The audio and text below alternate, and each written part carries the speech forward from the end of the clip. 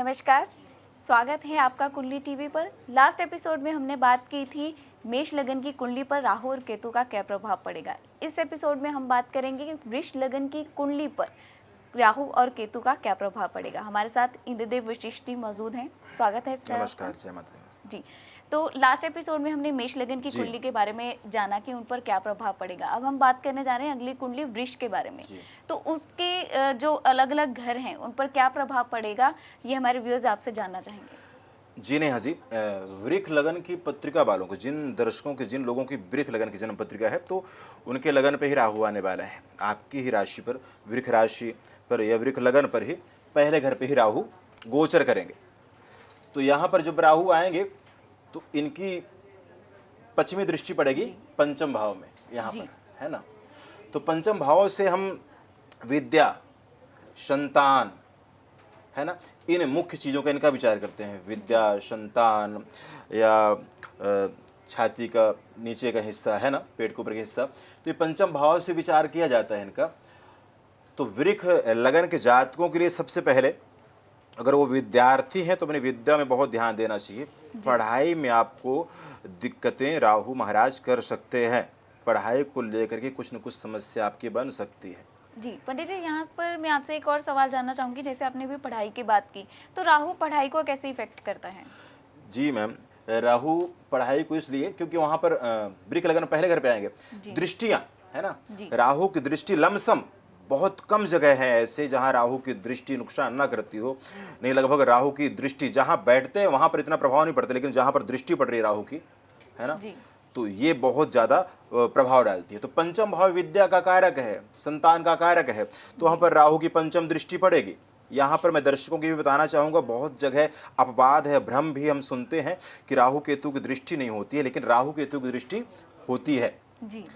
वैसे इनको छाया ग्रह कहा गया है, तो छाया का भी प्रभाव बहुत पड़ता है नेहा जी हमारे जीवन पर। इस धरती पर, धरती की छाया और धरती पर छाया का प्रभाव पड़ता है। जैसे आप, सीधा सा उदाहरण है, आप पीपल वृक्ष के नीचे हमेशा अगर कोई सोता है तो उसे कोई बड़े रोग नहीं होते कभी, और वहीं पर बबूल के पेड़ के नीचे सोने लग पड़े तो व्यक्ति को चर्म रोग, क्षय रोग, ये सब बीमारियां ग्रसित कर लेती हैं। तो छाया का बहुत प्रभाव पड़ता है, इसलिए राहु केतु की दृष्टि भी इसी तरह से प्रभाव करती है।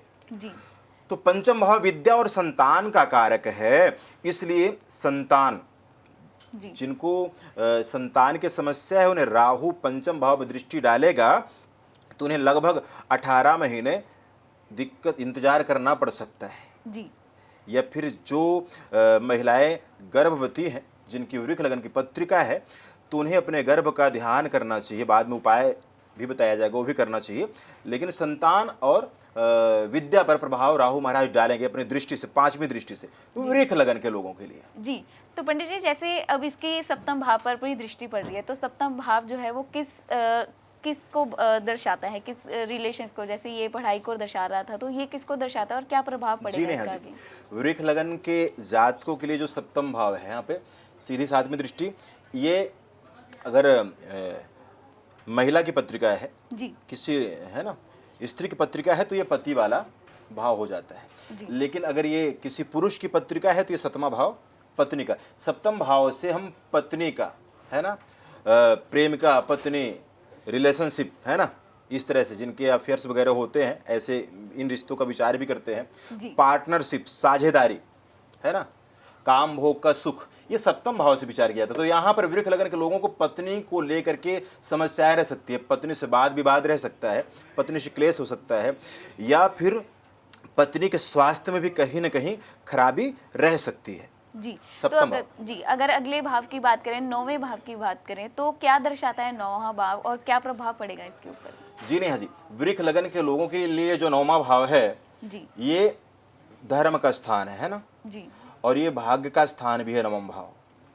तो यहाँ पर धर्म का, कर्म का विचार, भाग्य का, तो इन चीज़ों को प्रभावित करेगा राहु, है ना।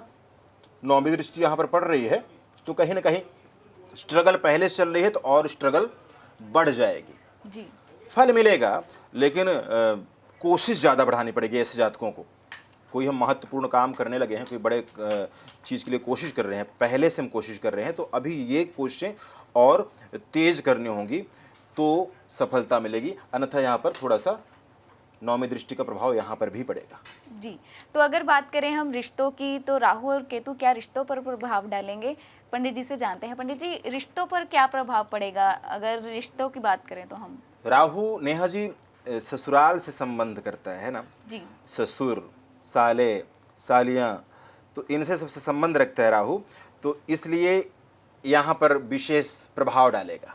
जी तो यहाँ पर ये निशानियाँ भी होती है ना, अगर आपका ससुराल संबंध ठीक है तो लगभग राहु अच्छा होता है। जी तो राहु जब खराब हो तभी यहाँ पर दिक्कतें होती हैं। तो यहाँ पर वृक्ष लगन के लोगों की अगर हम बात करते हैं तो इनका सप्तम भाव, जी ये वाले रिश्ते, पत्नी से संबंध है ना।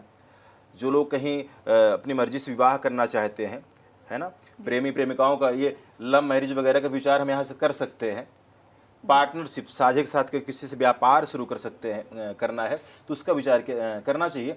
तो यहाँ पर इन चीज़ों को विशेष तौर पर पत्नी को लेकर के समस्या खड़ी करेगा राहु। पत्नी के स्वास्थ्य में, या पत्नी से क्लेश रह सकता है, पत्नी से आपस में मतभेद रह सकता है। तो वृक्ष लगन के लोगों को इन बातों का विशेष ध्यान रखना होगा।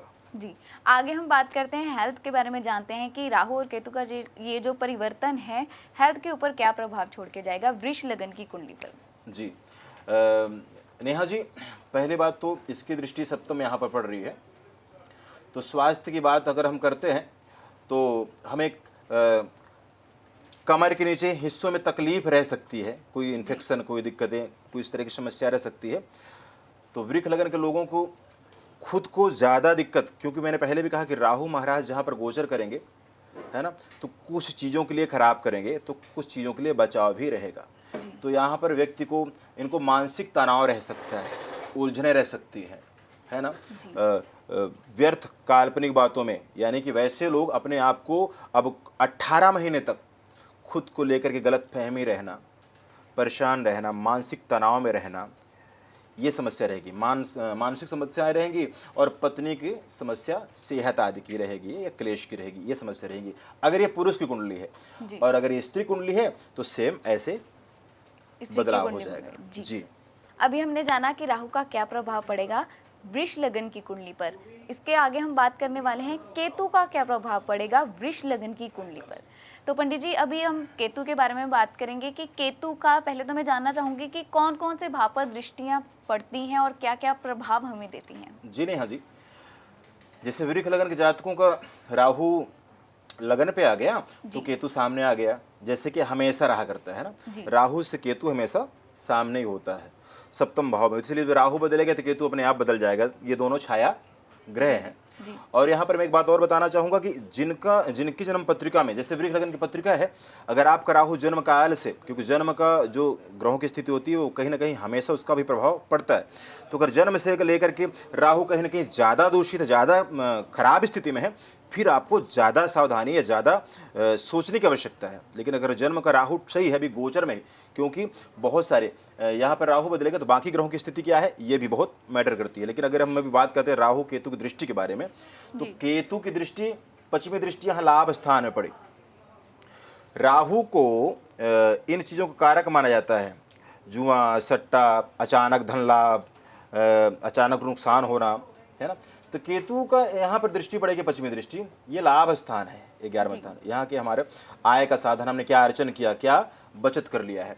तो वृक्ष लगन के जातकों को यहाँ पर भी बहुत ध्यान रखना पड़ेगा। जो आपका पहले से कारोबार चल रहा है उसे आप बहुत सावधानी से चलाएंगे, अन्यथा उस व्यापार में, उस काम में कहीं ना कहीं दिक्कत हो सकती है, जिससे आपके आय में समस्या हो सकती है, आय की दिक्कत हो सकती है। इसलिए आपको बहुत ज़्यादा ध्यान देने की और मेहनत की जरूरत यहाँ पर 11वें भाव पे। जी, फिर केतु की सप्तम दृष्टि पड़ी लगन पे ही भाई जी।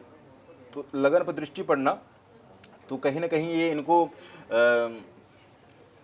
मानसिक उलझन तो राहु वहाँ पे देगा ही, कहीं ना कहीं ये गैस की प्रॉब्लम होना, है ना, हरदम टेंशन है, दिमाग स्टेबल ना रहना, तो ये चीज़ें रहेगी। लेकिन यहाँ पर केतु, पर्सनली केतु की वजह से यहाँ पर स्वास्थ्य को लेकर कोई खास समस्या नहीं होने वाली है। आपको जो प्रभाव है तो राहु को कुछ पड़ेगा, केतु को लेकर के आपको स्वास्थ्य में कोई दिक्कत नहीं आने वाली है, वृक्ष राशि के जातकों के लिए है। जी, फिर हम बात करते हैं इसकी नवम दृष्टि पड़ी तीसरे भाव में।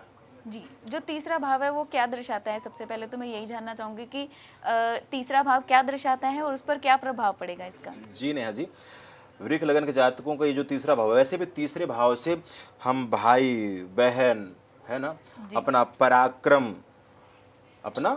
पराक्रम, हमारे बातचीत करने का स्टाइल, तरीका दर्शाता है। जी। तो तीसरे भाव में केतु की दृष्टि पड़ना, तो यहाँ पर जातकों को बहुत ध्यान रखना पड़ेगा, अपने भाई बहन से बना के रखना पड़ेगा। कहीं ना कहीं यहाँ भी ये सेम राहु जैसा ही प्रभाव होगा कि भाई बहन से रिश्तों में खराबी या शरीर को लेकर के हताश होना, मानसिक मनोबल कमज़ोर होना, ये सब केतु का प्रभाव यहाँ पर रहेगा। मुख्यतः राहु का प्रभाव रहेगा, उसके बाद कुछ हद तक केतु का भी प्रभाव साथ जाएगा। जी। लेकिन जैसे मैंने कहा नेहा जी कि जिनकी पत्रिका में जन्म से राहु बहुत मजबूत स्थिति में है, उन जातकों को कोई विशेष परेशानियां नहीं होने वाली। लेकिन जिनका पत्रिका में जन्म से लेकर के राहु कहीं ना कहीं पीड़ित है, उन्हें विशेष सावधानी बरतने की बहुत ज़रूरत है, क्योंकि राहु का प्रभाव बहुत ज़्यादा पड़ने वाला है, छाया का प्रभाव बहुत ज़्यादा पड़ा करता है। फ्रेंड्स, अभी हमने जाना है कि राहु और केतु जो है वो वृष लगन पर क्या प्रभाव छोड़ने वाले हैं, हमारे रिश्तों पर क्या प्रभाव पड़ेगा, हमारे स्वास्थ्य पर क्या प्रभाव पड़ेगा। लेकिन साथ ही साथ हम आपको विशेष जो बताने वाले हैं वो है उपाय। तो चलिए, इंद्रदेव विशेष जी हैं हमारे साथ, उनसे जानते हैं कि वृष लगन की कुंडली वाले क्या उपाय कर सकते हैं अपने राहु को सही रखने के लिए। जी नेहा जी, वृक लगन के जातकों के लिए जो उपाय है वो बताने लगा हूँ। सबसे पहले तो वृक लगन के जातक अपने चरित्र को सही कर डालें। वैसे चरित्र हमेशा सही रखना चाहिए, लेकिन यहाँ पर बहुत ज़रूरी है चरित्र को सही रखना। पर स्त्री से किसी प्रकार का कोई संबंध नहीं होना चाहिए, व्यर्थ किसी तरह से विवाद में ना पड़ें और कड़वे वचन ना बोलें किसी को। हमेशा रूडली होकर बात नहीं करना है, कड़वे वचन नहीं बोलना है। आपने माँ दुर्गा की आराधना करनी है, माँ भगवती की आराधना करनी है, और हमेशा आप गणेश जी के मंदिर पे चाहे मूंगी का दान या बुधवार वाले दिन भगवान गणेश जी को लड्डू के साथ दुर्वा घास का भोग लगा सकते हैं, दुर्वा घास अर्पण करें। लड्डू 5 लड्डू ले लें, 7 लड्डू ले लें या फिर 11 लड्डू लें, साथ में दुर्वा घास जल से धो करके गणेश जी महाराज के आगे अर्पण करके उनसे प्रार्थना करें अपने कल्याण के लिए, और साथ में माँ भगवती माँ दुर्गा की सेवा करें। छोटी कन्याओं की मदद करें, उन्हें मिष्ठान आदि दें खाने को, टॉफ़ी आदि जो भी वस्तुएं बच्चे पसंद करते हैं उन्हें दें, और अपने चरित्र को बिल्कुल सही रखें, अपनी दिनचर्या सही रखें। तो मुझे लगता है राहु का हद तक नेगेटिव प्रभाव समाप्त होगा और आपको काफ़ी हद तक फ़ायदा हो जाएगा राहु के गोचर से। जी। तो फ्रेंड्स, ये हमने जाना कि उपाय क्या कर सकते हैं वृष लगन की कुंडली वाले। नेक्स्ट एपिसोड में हम आपसे फिर मिलेंगे, उस पर हम आपको बताएंगे मिथुन लगन की कुंडली वाले क्या उपाय कर सकते हैं, उन पर राहु क्या प्रभाव छोड़ने वाला है। लेकिन जाने से पहले मैं आपको बता दूं, अगर आपने कुंडली टीवी लाइक और सब्सक्राइब नहीं किया है तो कर लें, ताकि आपको भी सारी जानकारी मिल सके। धन्यवाद।